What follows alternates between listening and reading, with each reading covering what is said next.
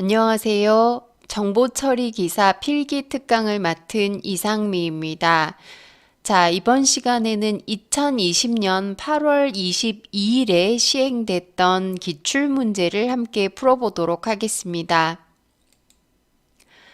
자, 먼저 제1과목 소프트웨어 설계입니다. 자, 이 1과목은 여러분들 학교에서 수업하고 계시는 소프트웨어 개발 및 설계, 소프트웨어 공학, 그리고 객체 지향 프로그래밍과 관련이 있는 과목이라고 할 수가 있습니다. 자, 이번 시행 문제에서 지난 그 6월 시험과 제가 비교를 해보니까 1과목 같은 경우에는 15문항이 20문항 중에서 15문항이 주제가 겹쳐집니다. 자, 그렇기 때문에 항상 기출문제를 중심으로 학습을 하셔야 될 필요가 있습니다. 자, 먼저 1번부터 보도록 하겠습니다. 자, 요구사항 분석 시에 필요한 기술로 가장 거리가 먼 것을 찾는 문제입니다. 자, 요구사항 분석, 우리가 어떤 시스템을 설계할 때 제일 먼저 해야 될 것이 요구사항 분석이 되겠습니다. 자, 요구사항 분석은 여러 가지 요구사항들 간에 어떤 상충되는 문제가 있을 수가 있는데요. 이런 것들을 해결하고 또 소프트웨어의 범위를 파악하고 요구사항 타당성을 조사하는 등의 역할을 하는 것이 바로 요구사항 분석이라고 할 수가 있습니다. 자, 요구사항을 도출하는 기법들을 정리를 해봤는데요. 우선 사용자 그룹을 인터뷰하거나 이해 관계자에 대한 설문조사를 합니다. 자, 또는 문헌조사도 포함이 되고요. 그리고 프로토타이핑, 스토리텔링, 분석과 중재를 하는 기술, 그리고 관찰과 모델 작성 기술 등이 요구사항 도출 기법에 포함이 됩니다. 자, 3번에 보면 설계 및 코딩 기술이 있습니다. 자, 당연히 요구사항 분석이 모두 끝난 다음에 설계를 하고 또 설계가 끝난 다음에 코딩이 이루어져야 되겠죠. 자, 그럼 이 3번의 설계 및 코딩 기술은 요구사항 분석 시에 필요한 기술로는 볼 수가 없습니다. 자, 그러면 정답은 3번이 되겠습니다. 자, 다음 2번 문제입니다. 다음 내용이 설명하는 디자인 패턴을 묻는 문제입니다. 지난 6월 시험에도 디자인 패턴에 관한 문제가 출제되었는데요. 자, 이번에는 무려 디자인 패턴에 관한 문제가 3문제가 출제가 되었습니다. 그래서 이 디자인 패턴이라는 것은 굉장히 중요하게 학습을 하셔야 되는 그런 부분이 되겠습니다. 자, 디자인 패턴이라는 것은 우리가 패턴 할 때 제일 먼저 떠오르는 것은 옷 패턴이 되겠죠. 자, 옷을 만들 때 패턴을 만들어 두게 되면 한 번 만들기만 하면 여러 번 재사용을 할 수가 있습니다. 자, 그것처럼 디자인 패턴이라는 것은 소프트웨어를 설계할 때 자주 발생하는 문제가 있을 수가 있는데요. 이것에 대한 해결 방법을 패턴 형태로 일반화해 놓은 것입니다. 자, 그래서 경험 많은 전문가들의 지식과 노하우를 공유할 수 있는 것이죠. 자, 디자인 패턴은 크게 생성 패턴, 그리고 구조 패턴, 행위 패턴으로 구분을 합니다. 자, 그래서 각 패턴을 이렇게 나누어서 각각의 패턴에는 어떤 패턴들이 포함이 되는지 알고 계셔야 되겠습니다. 자, 이 문제에서는 구체적인 하나의 패턴을 묻고 있습니다. 그러니까 지난번에 출제됐던 문제보다 좀 더 난이도가 올라갔다고 볼 수가 있는데요. 한번 보시면 객체를 생성하기 위한 인터페이스를 정의하여 어떤 클래스가 인스턴스화 될 것인지는 서브 클래스가 결정하도록 한다라고 했고요. 버추얼 컨스트럭터 패턴이라고 한다. 자, 이렇게 설명이 되었습니다. 자, 이것은 3번에 있는 팩토리 메소드 패턴에 대한 설명인데요. 자, 팩토리라고 하면 영어 단어로 공장을 의미하죠. 공장이라는 것은 어떤 물건을 만들어내는 것인데요. 자, 여기에서 팩토리에서 만들어내는 것은 인스턴스입니다. 자, 인스턴스를 만들어내는데 상위 클래스는 인스턴스를 만드는 방법만 결정하고 구체적으로 이 인스턴스를 생성하는 것은 하위 클래스가 해결한다라는 그런 의미를 가지고 있는 것이 바로 팩토리 메소드 패턴이 되겠습니다. 자, 그래서 여기에서 설명하고 있는 것은 바로 팩토리 메소드 패턴입니다. 자, 1번에 비지터 패턴이라고 했는데요. 비지터라는 것은 방문자라는 뜻을 가지고 있습니다. 자, 그래서 이 방문자는 비지터 클래스가 각 클래스를 돌아다니면서 특정 작업을 수행하는 것을 의미하는데요. 자, 각 클래스의 데이터 구조에서 처리 기능을 분리해서 별도의 클래스, 그러니까 이 별도의 클래스가 비지터 클래스가 되겠죠. 자, 비지터 클래스로 구성하는 패턴을 의미합니다. 자, 두 번째 옵저버 패턴이라는 것은 옵저버라는 것은 관찰자를 의미합니다. 자, 이 관찰자는 뭔가를 감시를 하겠죠. 감시하고 변화가 생겼을 때 알려주는 역할을 하는데요.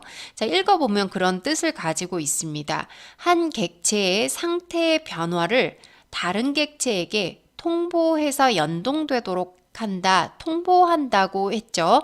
자, 이게 옵저버 패턴이 되겠습니다. 자, 세 번째 브릿지 패턴이라는 것은 브릿지라는 것은 다리를 의미하죠. 뭔가를 연결시키거나 또는 분리시키는 그런 역할을 하게 되는데요. 자, 구현과 인터페이스를 분리할 수 있다라고 했습니다. 연결하거나 분리하는 기능을 하는데요. 추상화된 부분과 실제 구현 부분을 독립적으로 확장한다. 자, 이것이 브릿지 패턴이 되겠습니다. 자, 이렇게 각각 패턴들의 그 역할을 이해하는 것은 조금 어려울 것 같습니다. 그래서 이 그 단어가 가진 뜻을 연결해서 기능을 좀 암기를 해 두시는 게 좋을 것 같습니다. 자, 그럼 이 문제의 정답은 3번이 되겠습니다. 자, 다음 3번 문제 보겠습니다.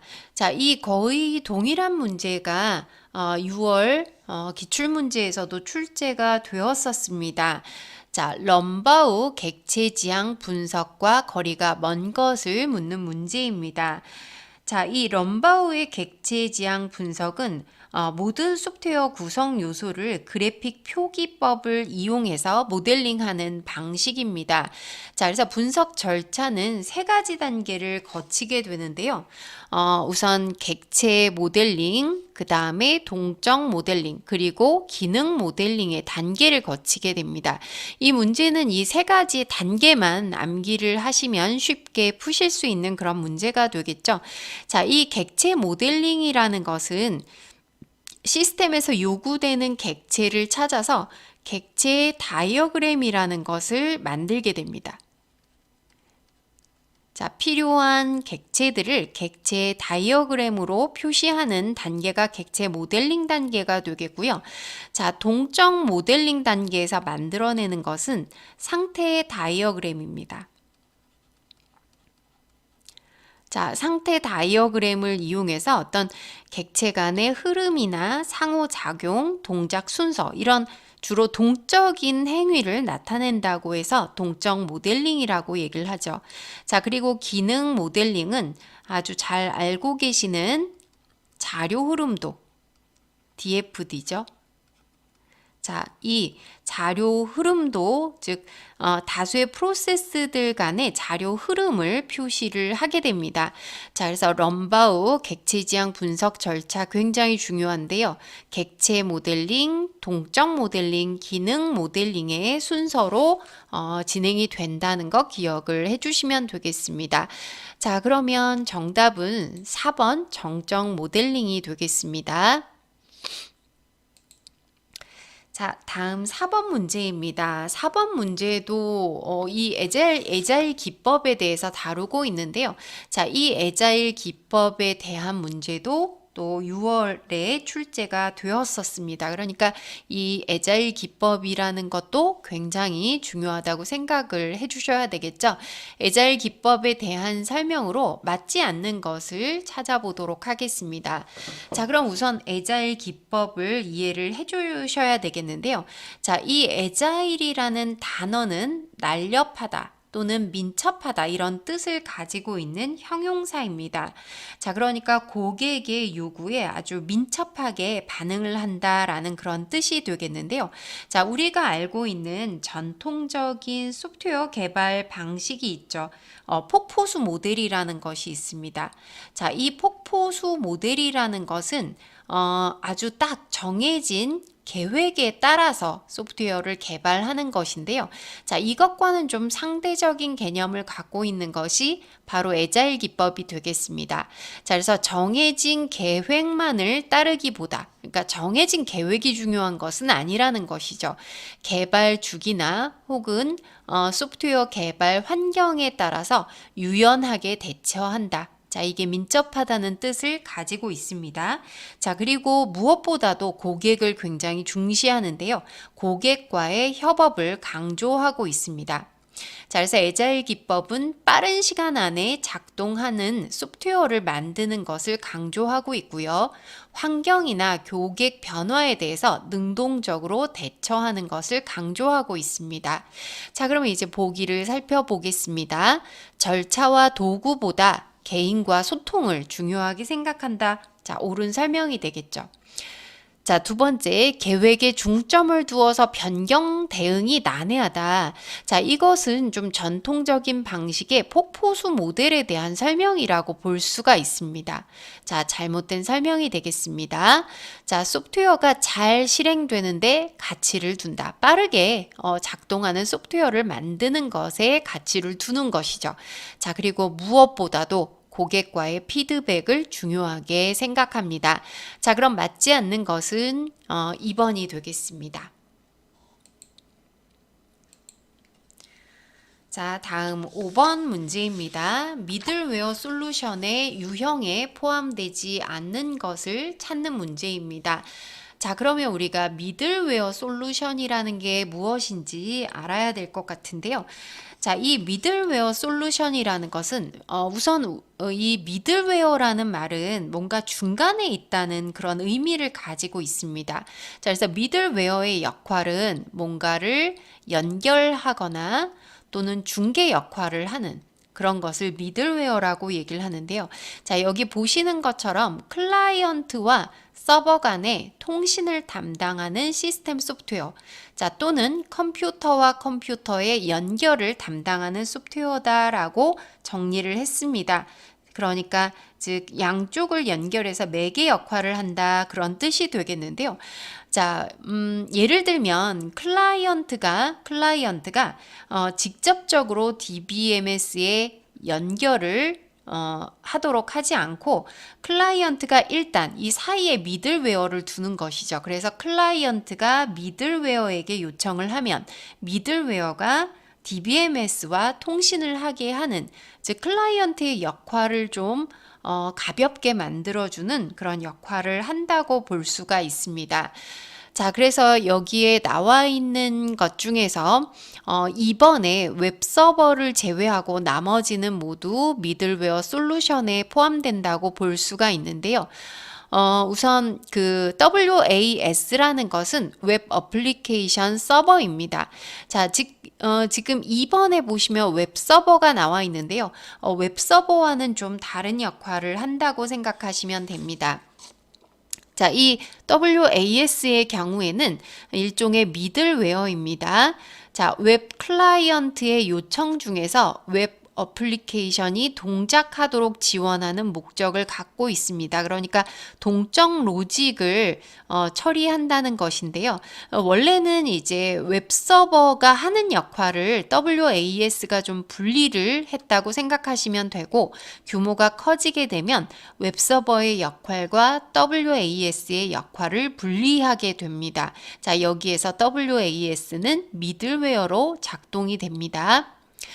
자, 그리고 RPC라는 것도 있는데요. RPC라는 것은 응용 프로그램의 프로시저를 사용해서 원격 프로시저를 마치 로컬 프로시저처럼 호출하는 방식의 미들웨어입니다.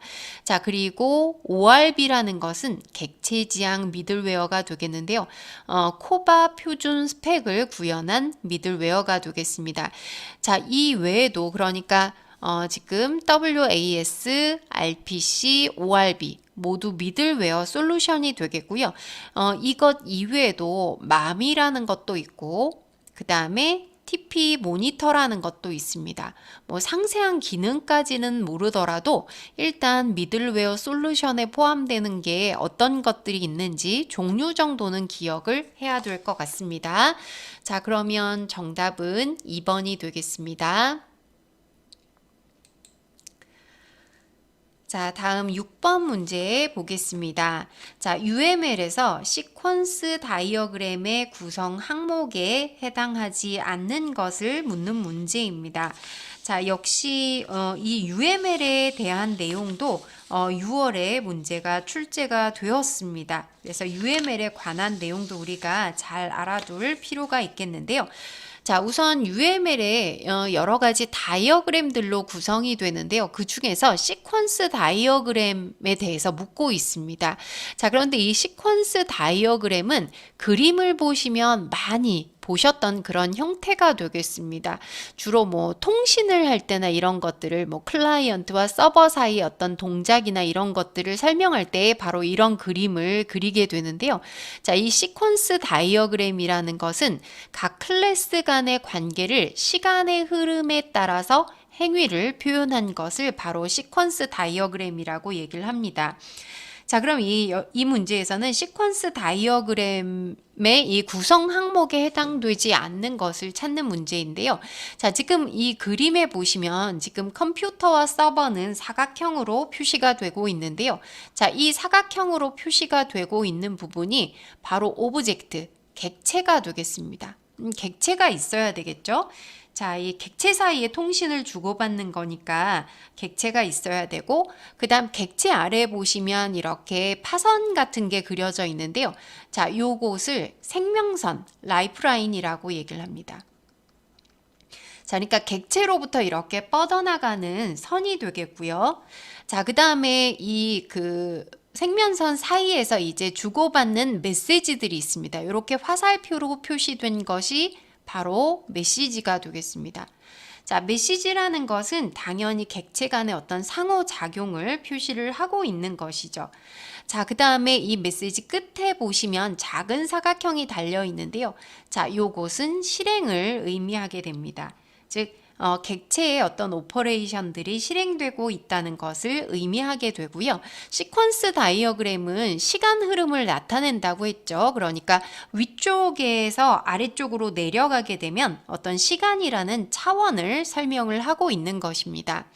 자, 그럼 구성 항목에는 우선 생명선과 실행과 메시지, 자, 이것 이외에 시간도 포함이 되고요. 자, 여기에 보면 확장이라는 것은 포함되지 않는다는 것을 알 수 있습니다. 자, 그럼 정답은 3번이 되겠습니다. 자, 다음 7번 문제 보도록 하겠습니다. 자, 객체 지향의 용어도 빠지지 않는 문제라고 볼 수가 있습니다. 자, 당연히 지난번에도 객체 지향의 용어에 대한 문제가 출제가 되었는데요. 자, 이번에도 객체지향 용어는 두 문제 정도가 출제됐습니다. 그래서 모든 용어들을 잘 정리해 두실 필요가 있겠고요. 이 문제는 다소 쉬운 문제인 것 같습니다. 정보 은닉과 가장 밀접한 관계가 있는 용어를 찾는 것입니다. 자, 정보 은닉이라는 것은 뭔가를 숨기는 것을 설명하고 있죠. 그래서 정보 은닉은 고려되지 않은 부작용을 최소화한다. 그러니까 드러냈을 때 어떤 부작용이 있을 수 있기 때문에 객체는 다른 객체들로부터 자료를 감추고 연산을 통해서만 접근을 허용하는 그런 방식이 되겠습니다. 자, 그래서 정보 은닉이라는 것은 캡슐화를 통해서 이루어지게 되는데요. 1번에 있는 인캡슐레이션, 이게 바로 캡슐화가 되겠습니다. 자, 캡슐 하면 우리가 생각나는 것이 캡슐 알약이 생각이 나죠. 하나의 알약으로 구성되었는데 사실 캡슐을 열어보게 되면 그 안에 수많은 알약들이 포함되어 있습니다. 자, 그런데 그 각각의 그 작은 알약들의 기능이나 뭐 이름이나 이것을 우리는 알 필요가 없겠죠. 전체 캡슐 자체가 가지는 기능만을 알고 먹으면 되는 것입니다. 자, 마찬가지로 예를 들어서 세탁기가 있을 때 세탁기에 굉장히 복잡하게 단추들이 있고 복잡한 구성 장치들로 구성이 되어 있지만 우리는 어떤 단추를 눌렀을 때 세탁이 되는지만 알고 있으면 되는 거죠. 자, 그래서 이 복잡한 기능들을 숨겨서 우리는 최대한 단순한 것만 알게 하는 것입니다. 자, 그래서 캡슐화는 구조적 설계, 구조적 프로그래밍에서는 모듈화와 같은 개념으로 자료 구조와 함수를 하나로 묶는 것을 캡슐화다라고 얘기를 합니다. 자, 그럼 여기에서 정답은 1번 인캡슐레이션이 되겠습니다. 자, 다음 8번 문제도 역시 디자인 패턴에 관한 문제가 되겠습니다. 자, 디자인 패턴에 관한 것은 모두 다 기억을 해 두셔야 되겠는데요. 앞서 이 디자인 패턴은 세 가지 종류로 크게 나눌 수가 있다고 했습니다. 생성 패턴과 구조 패턴, 그리고 행위 패턴, 이렇게 나눠진다고 했는데요. 자, 이 문제에서는 행위적인 패턴에 속하지 않는 것을 묻는 문제입니다. 자, 그럼 우리가 각각의 패턴의 기능들을 이해하고 각 패턴에는 어떤 패턴들이 포함되는지를 암기를 해주셔야 되기 때문에 굉장히 좀 복잡합니다. 우선 행위 패턴이라는 것은 어떤 반복적으로 사용이 되는 객체의 상호작용을 패턴화한 것입니다. 상호작용을 나타냈다는 것인데요. 객체의 상호작용과 의무의 분산을 나타내며 한 객체가 혼자 수행할 수 없는 작업을 여러 개의 객체로 어떻게 분배할까, 그렇게 하면서도 객체 사이의 결합도를 최소화하는 것을 중점으로 두고 있는 것을 행위 패턴이라고 합니다. 자, 그래서 우선 각각 패턴들의 의미보다는 우선 전체적으로 행위 패턴에는 어떤 것들이 포함되는지를 먼저 기억해 주시면 좋겠는데요. 자, 우선 책임 연쇄 패턴이 있고요. 그 다음에 커맨드, 인터프리터, 미디에이터, 메멘토, 옵저버는 앞에서 제가 설명드렸죠. 그 다음에 스테이트, 스트래티지, 템플릿 메서드, 비지터도 앞에서 설명드렸습니다. 이터레이터. 자, 이런 패턴들이 행위 패턴에 포함이 됩니다. 제가 이 개수들을 좀 보니까 생성 패턴이나 구조 패턴이 좀 개수가 적고요. 가장 많은 게 행위 패턴이 되니까 오히려 생성 패턴과 구조 패턴의 종류를 먼저 파악하시는 게 좀 더 쉬우실 수도 있을 것 같습니다. 자, 그럼 여기에 커맨드 패턴, 그리고 옵저버 패턴, 그리고 스테이트 패턴이 상태 패턴이 되겠죠. 세 가지는 모두 행위적인 패턴에 포함이 되고요. 자, 1번의 프로토타입이라는 것은 생성 패턴에 포함이 됩니다. 자, 그래서 정답은 3번이 되겠습니다. 자, 다음 9번 문제 보겠습니다. 9번 문제는 거의 동일한 문제가 6월 시험에도 출제가 되었었습니다. 그래서 UI 설계의 원칙을 또 꼭 알고 계셔야 될 필요가 있겠는데요. 지난번에도 똑같이 누구나 쉽게 이해하고 사용할 수 있어야 된다는 원칙을 물었습니다. 이것은 직관성에 대한 원칙이 되겠고요. 자, 우선 UI라는 것은 유저 인터페이스를 의미하죠. 자, 유저 인터페이스의 약어가 되겠습니다. 자, 그래서 유저 인터페이스라는 것은 사용자와 컴퓨터 간의 의사소통을 의미하게 되는데요. 자, 예를 들면 여러 가지 유저 인터페이스가 있는데, CUI라는 것은 캐릭터 유저 인터페이스 또는 커맨드 유저 인터페이스입니다. 사용자가 직접 명령어를 입력하는 방식이죠. 자, 대표적인 것으로는 도스가 있습니다. 그 다음에 GUI 방식, 우리가 가장 많이 사용하고 있는 것이 GUI 방식이 되겠는데요. 우리가 쓰고 있는 윈도우 같은 거. 윈도우가 바로 우리가 뭐 마우스로 아이콘을 클릭해서 대화를 나누게 되죠. 그런 것을 GUI라고 얘기를 하고요. 자, 요즘에는 NUI도 많이 사용이 되고 있습니다. 이거는 내추럴 유저 인터페이스라고 하는데요. 사람이 직접 말을 하거나 행동으로 함으로써 인터페이스를 하는 그런 방식이 되겠습니다. 자, 그래서 이런 UI를 설계하는 원칙이 4가지가 있는데요. 자, 우선 직관성이라는 것은 뭐 자세한 설명이 없어도 누구나 쉽게 이해하고 사용할 수 있어야 된다는 것입니다. 자, 그래서 우리가 사용하는 윈도우 같은 경우에 주변에 보면 아주 어린 아이들이, 정말 아기들이 이 마우스를 클릭해서 뭔가를 선택하고 뭐 게임 같은 걸 선택하고 실행하는 거 보실 수가 있죠. 자, 누구나 쉽게 이해하고 사용할 수가 있다는 것입니다. 이걸 직관성이라고 얘기를 하고요. 자, 유효성이라는 것은 사용자가 원하는 목적이 있을 때 그것을 정확하게 달성할 수가 있어야 된다는 것입니다. 자, 학습성은 사용보다는 좀 배우는 측면이 되겠죠. 누구나 쉽게 배우고 익힐 수 있어야 한다는 측면이 되겠고요. 그 다음에 유연성이라는 것은 사용자 요구사항을 최대한 수용하고 또 오류를 최소화해야 한다는 원칙이 되겠습니다. 자, 그러면 이 문제에서 누구나 쉽게 이해하고 사용할 수 있어야 된다는 원칙은 3번 직관성이 되겠습니다. 자, 다음 10번 문제입니다. 자, 이 문제는 코드에 관한 문제가 되겠는데요. 6월에는 코드 종류를 묻는 문제가 출제가 되었었습니다. 자, 코드라고 하면 뭐 쉽게 우리 주변에서 볼 수 있는 학번이나 사번, 뭐 도서번호 이런 것들을 코드라고 얘기를 하는데요. 그 코드가 가지고 있는 기능들을 생각해 보시면 쉽게 아실 수가 있을 것 같습니다. 자, 우선 코드의 기능 중에 3대 기능이 있습니다. 이거 반드시 암기하셔야 되겠는데요. 자, 식별 기능과 분류 기능과 배열 기능입니다. 자, 우선 식별이라는 것은 각 데이터 간의 성격에 따른 구분을 가능하게 하는 것입니다. 뭐 학번이라고 하면 학번 안에 뭐 학과를 분리한다든지 이런 식별의 기능이 있다는 것이죠. 자, 그리고 분류는 특정 기준이나 동일한 유형에 대해서 그룹화를 할 수가 있습니다. 뭐 학번의 맨 앞에 2자리는 뭐 입학 연도를 나타낸다든지 그런 것들을 이용해서 분류를 할 수가 있겠고요. 그 다음 배열의 의미는 의미를 부여해서 나열하는 기능입니다.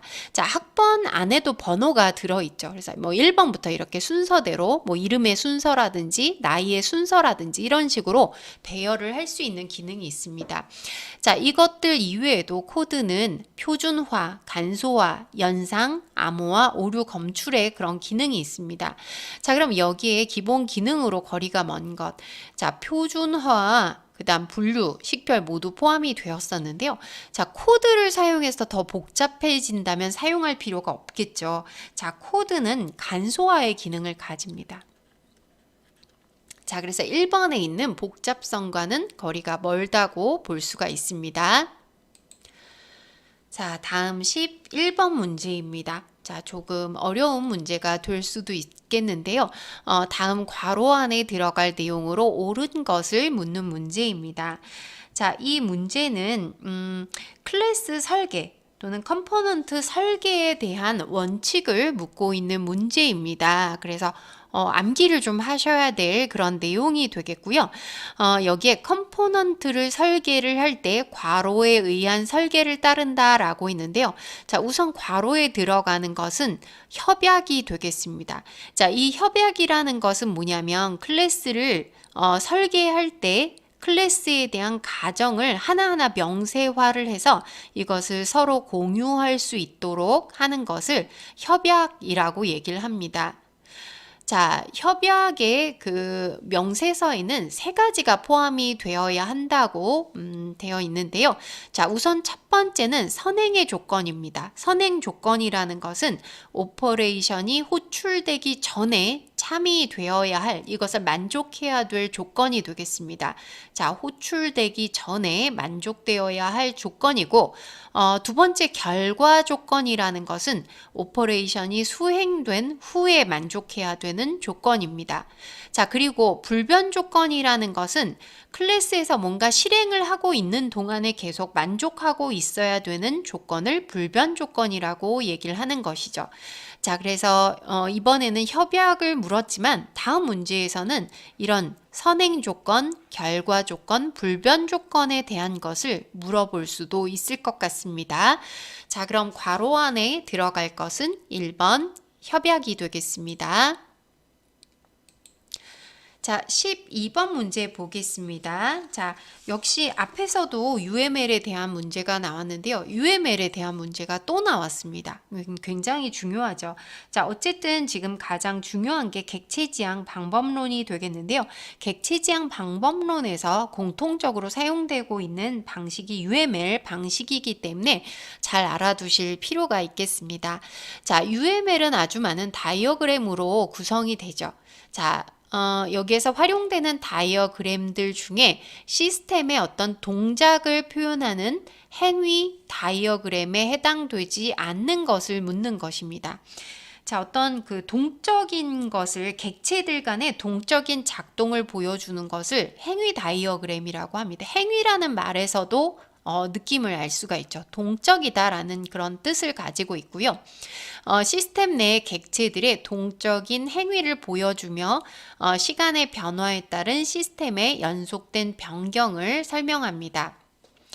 자, 그래서 행위 다이어그램에는 유스케이스 다이어그램, 시퀀스 다이어그램 앞에서 설명드렸습니다. 활동 다이어그램, 상태 다이어그램, 상호작용 다이어그램, 커뮤니케이션 다이어그램, 그리고 타이밍 다이어그램, 이런 것들이 포함이 되는데요. 이런 것들은 구글링을 해보시고 이미지를 보시면 좀 쉽게 이해가 가실 것 같습니다. 자, 그럼 여기에서 우선 1번의 유스케이스, 2번 시퀀스, 3번 활동 모두 행위 다이어그램에 포함이 되는데요. 4번의 배치 다이어그램이라는 것은 구조 다이어그램 중에 하나입니다. 자, 이 구조 다이어그램이라는 것은 행위 다이어그램과는 달리 시스템의 정적인 구조를 나타내는데요. 배치 다이어그램 그림을 한번 찾아보시면 이런 그림입니다. 그러니까 마치 우리 그 네트워크에서 네트워크 토폴로지, 통신 단말기들이 어떻게 배치되나, 뭐 계층형이다 이런 것들 나타낼 때 사용하는 그림 아마 다 보셨을 텐데요. 그런 것도 일종의 배치 다이어그램이라고 볼 수가 있습니다. 자, 그래서 구조 다이어그램은 행위 다이어그램과는 달리 정적인 상태를 나타내게 됩니다. 자, 그럼 여기에 정답은 4번 배치 다이어그램이 되겠습니다. 자, 다음 13번 문제입니다. 객체지향 소프트웨어 공학에서 하나 이상의 유사한 객체들을 묶어서 하나의 공통된 특성을 표현한 것을 묻는 문제입니다. 자, 6월에도 객체지향 소프트웨어 공학의 용어가 출제됐다고 설명을 드렸는데요. 사실 동일한 문제가 출제가 되었습니다. 클래스에 대해서 묻는 문제가 출제가 되었는데요. 객체지향에 대해서 아주 조금이라도 공부하신 분들은 클래스를 아마 다 알고 계실 것 같습니다. 자, 우리가 객체라는 것은 실세계에 존재하는 것들 하나하나를 의미한다면 클래스라는 것은 이 객체를 만들어내는 것을 의미하죠. 자, 그래서 클래스라는 것은 하나 이상의 유사한 객체들을 묶어서 공통된 특성을 표현한 데이터를 추상화하는 단위입니다. 추상화라는 것은 어떤 특정 목적에 맞는 필수적인 정보만 추출하는 것을 의미하죠. 자, 그래서 이 문제의 정답은 2번 클래스가 되겠습니다. 자, 14번 문제입니다. 자, 아래의 UML 모델에서 차 클래스와 각 클래스의 관계로 옳은 것을 묻는 문제입니다. 자, 이 UML 모델의 관계성에 대한 문제 역시 6월에 출제가 되었습니다. 자, 여기에서는 관계성, 그러니까 관계성이라는 것은 객체와 클래스 사이 또는 클래스들 간의 어떤 상호 참조 관계를 나타내는 것을 관계성이라고 얘기를 하는데요. 자, 그 중에 어떤 관계를 나타내고 있는지를 묻는 문제입니다. 지금 그림을 보시면 위쪽에 상위 클래스의 차가 있고요.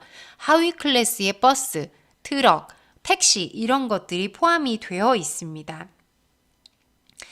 자, 그럼 여기에서 추상화를 하는데 그 아래에서 위쪽으로, 아래에서 위로 이렇게 추상화가 되는 것을 일반화라고 얘기를 하고요. 일반화 관계라고 얘기를 하고 위에서 아래로 자, 이렇게 추상화되는 것을 특수화라고 얘기를 합니다. 자, 그러면 일반화 관계라는 것은 유사한 유스 케이스 또는 액터들을 모으는 거죠. 버스나 트럭이나 택시들은 어떤 그 공통적인 특성들을 가지고 있는데요. 이런 것들을 모아서 일반적인지 구체적인지를 표현하는 것을 일반화 관계라고 얘기를 합니다. 자, 그래서 일반적인 개념을 상위, 자, 위쪽에 있는 것을 상위 클래스라고 얘기를 하고요. 아래쪽에 있는 것을 하위 클래스라고 얘기를 하죠. 그래서 하위 클래스는 상위 클래스의 속성과 메서드를 상속받게 됩니다. 자, 이 관계를 나타낼 때 하위 사물에서 상위 사물인 쪽으로 속이 빈 화살표를 사용해서 연결합니다. 지금 보시면 하얀색 화살표가 붙어 있는 것을 알 수가 있습니다. 자, 그러면 이것은 3번 일반화 관계에 대한 설명이 되겠습니다. 자, 다음 15번 문제입니다. 자, 15번 문제도 디자인 패턴에 관한 문제입니다.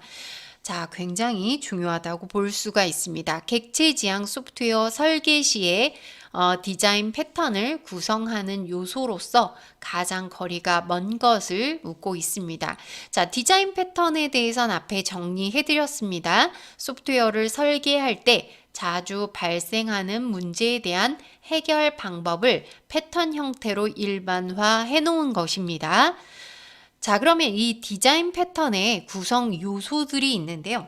자, 우선 패턴의 이름과 구분이 있습니다. 자, 패턴 이름이 있어야만 다른 패턴과 구분을 할 수가 있겠죠. 자, 그 다음에 문제 및 배경이라는 것은 이 패턴이 어떤 분야에서 사용되면 좋을지에 대한 그런 분야와 배경 같은 것을 나타낸 것입니다. 자, 솔루션이라는 것은 패턴을 이루는 요소가 되겠고요. 자, 사례는 뭐 적절한 사례들, 이건 언제 사용해야 되는지, 그 다음에 결과와 샘플 코드들이 포함이 됩니다. 자, 그럼 이 뭐 잘 모르시더라도 이 중에서 가장 중요하지 않은 것을 찾아주시면 답을 고르실 수가 있을 것 같습니다. 자, 지금 보신 것처럼 문제 및 배경과 사례와 샘플 코드 모두 포함이 되는데요. 자, 개발자 이름은 그렇게 중요한 요소라고 볼 수는 없겠죠. 그래서 디자인 패턴을 구성하는 요소와 거리가 먼 것으로는 개발자 이름이 있겠습니다. 자, 다음 16번 문제입니다. 자, 16번 문제에 자료사전이 나왔는데요.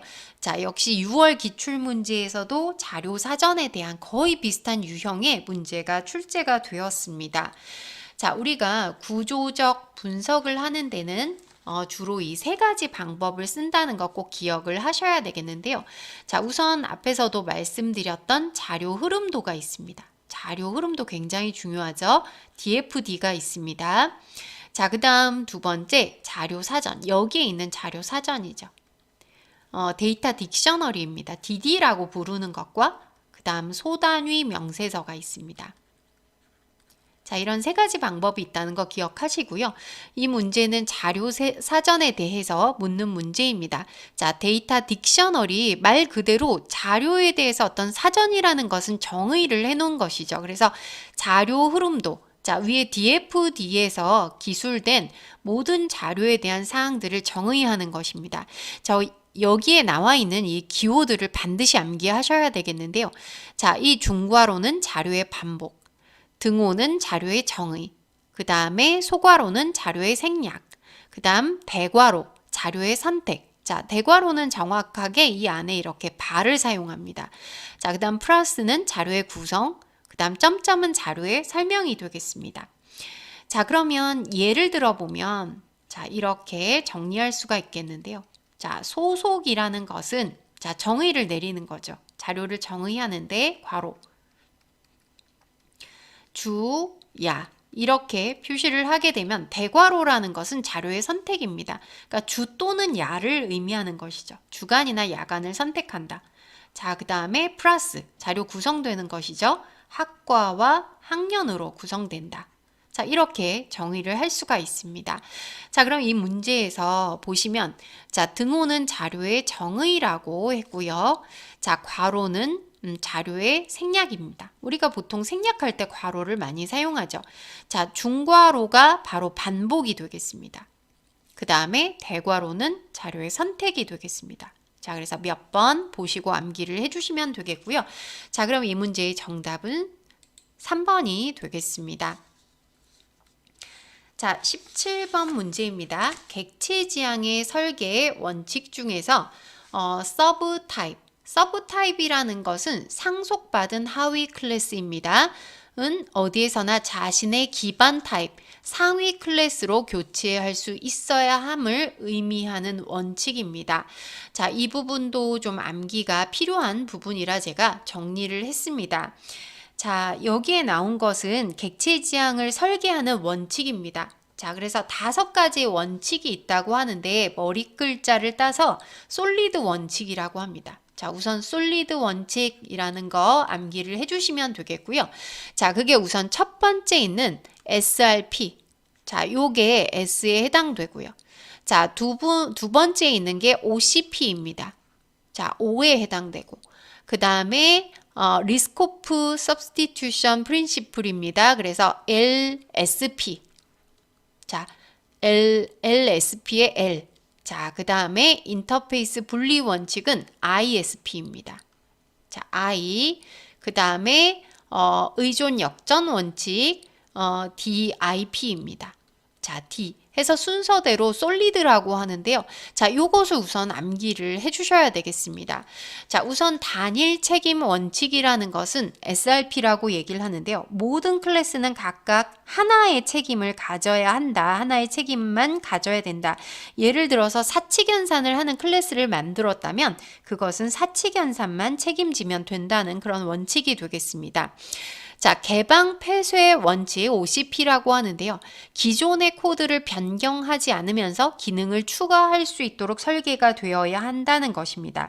자, 뭔가 새로운 패턴을 추가를 할 때는 기존의 패턴을 다 바꾸지 않고 수정하지 않고 새로운 패턴만 추가할 수 있도록 설계가 되어야 한다는 것이죠. 자, 그 다음에 이 문제에서 나와 있는 것이 바로 리스코프 치환 원칙이 되겠습니다. 자, 리스코프 치환 원칙이라는 것은 자식 클래스는 언제나 자신의 부모 클래스를 대체할 수 있다는 그런 원칙입니다. 부모 클래스 자리에 자식 클래스가 들어가도 오류 없이 돌아간다는 그런 원칙이 되겠습니다. 자, 그 다음에 인터페이스 분리 원칙은 ISP라고 하는데요. 한 클래스는 자신이 사용하지 않는 인터페이스는 구현하지 말아야 된다. 즉, 인터페이스를 구체적이고 작은 단위로 분리를 해야 된다는 것이고요. 의존 역전 원칙, DIP는 의존 관계를 맺을 때 변화하기 쉬운 것이나 자주 변화하는 것보다는 변화하기 어려운 것, 거의 변화가 없는 것에 의존을 해야 된다라는 그런 법칙이 되겠습니다. 자, 그래서 이 부분은 객체지향 설계 원칙으로 솔리드 원칙이 있다라는 것 반드시 암기를 해주셔야 되겠습니다. 자, 그럼 이 문제의 정답은 3번. LSP가 되겠습니다. 리스코프 치환 원칙이 되겠습니다. 자, 다음 문제는 자료 흐름도에 대한 문제입니다. DFD에 대한 문제죠. 굉장히 중요한 내용이 되겠고요. 당연히 DFD에서는 이 구성 요소에 대한 것은 알고 계셔야 됩니다. 자, 지금 아래 예제와 같은 그림을 DFD라고 합니다. 많이 보셨죠? 자, 그럼 이 DFD를 구성하는 요소들이 있는데요. 우선 이것은 공장으로부터 공급자까지 어떤 흐름을 가지고 있는지를 자료 흐름도로 나타낸 것인데요.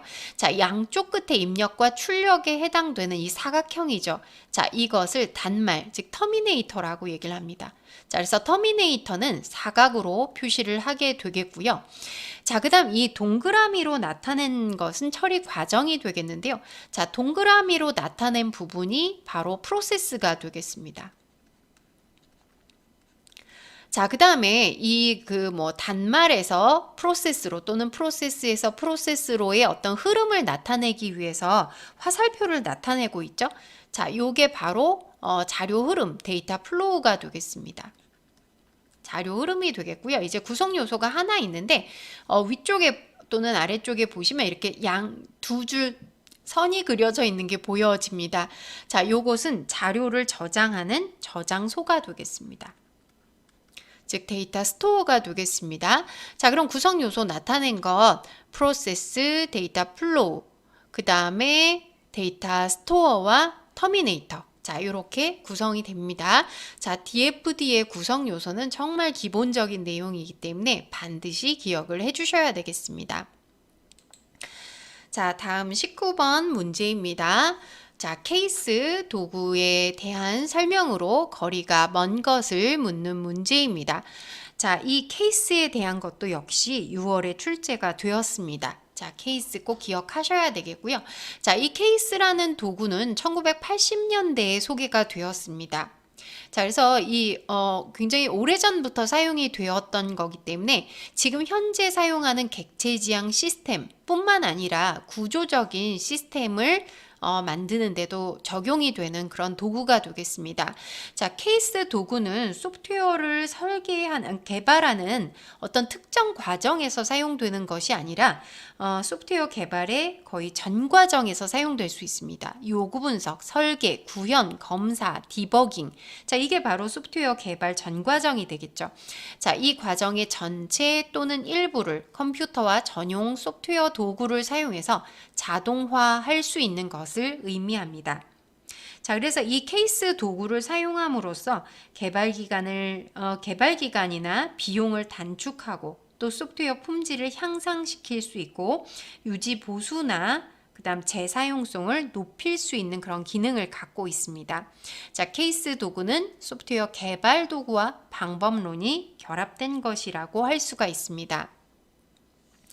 자, 그러면 1번을 보시면 소프트웨어 개발 과정의 일부 또는 전체를 자동화하기 위한 도구이다. 이게 케이스에 대한 정의가 되겠죠. 자, 표준화된 개발 환경 구축 및 문서 자동화 기능을 제공한다. 자, 케이스의 기능들도 어떤 기능들이 있는지 알고 계셔야 됩니다.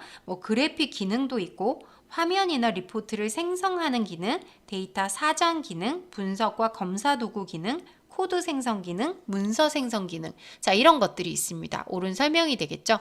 작업 과정 및 데이터 공유를 통해서 작업자 간 커뮤니케이션을 증대한다. 옳은 설명이 되겠고요.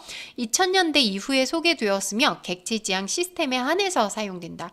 자, 1980년대 소개되었고 객체 지향뿐만 아니라 구조적인 시스템에도 적용이 됩니다. 자, 그럼 거리가 먼 것은 4번이 되겠습니다. 자, 다음 20번 문제입니다. 자, 인터페이스 요구사항 검토 방법에 대한 문제인데요. 자, 이 비슷한 문제도 역시 6월에 출제가 되었었습니다.